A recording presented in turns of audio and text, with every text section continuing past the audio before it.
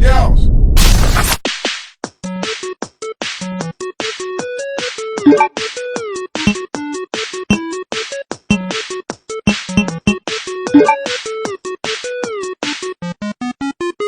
Mario is said by many to be the most famous character in video game history. Mario games as a whole have sold more than 210 million units, making the Mario franchise the best-selling video game franchise of all time. Outside of the Super Mario platform series, he has appeared in video games of other genres, including the Mario Kart Racing series, sports games such as Mario Tennis and Mario Golf, role-playing games such as Paper Mario and Super Mario RPG, and educational games such as Mario is Missing and Mario's Time Machine. He has inspired television shows, film, comics, and a line of licensed merchandise.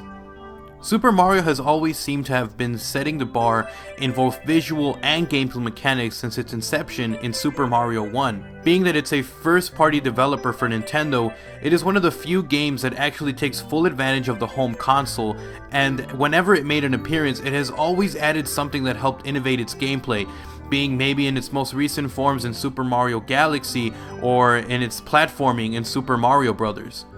But none of the innovations were quite as big or as quite of an OMG moment as when it first appeared in glorious 3D on the Nintendo 64, coming in the form of Super Mario 64.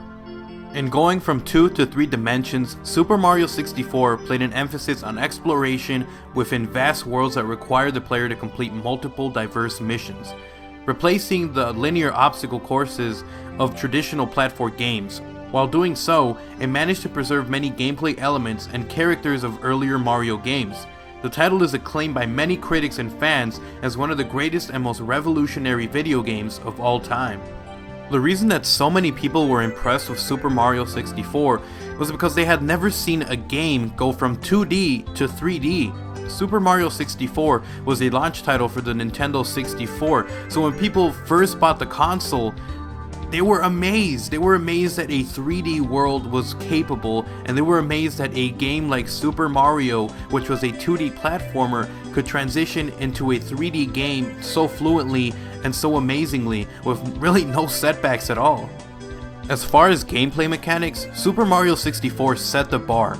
No one had ever seen a 3D world like the one that you had seen in Super Mario 64, so when people first started playing the game, they were completely blown away. Many other developers began to use this new technology, this new powerful 3D engine world, in making their own games and tried to emulate the success of Super Mario 64 in their own games, many which improved upon the formula of Super Mario 64, games like Banjo-Kazooie and Banjo-Tooie.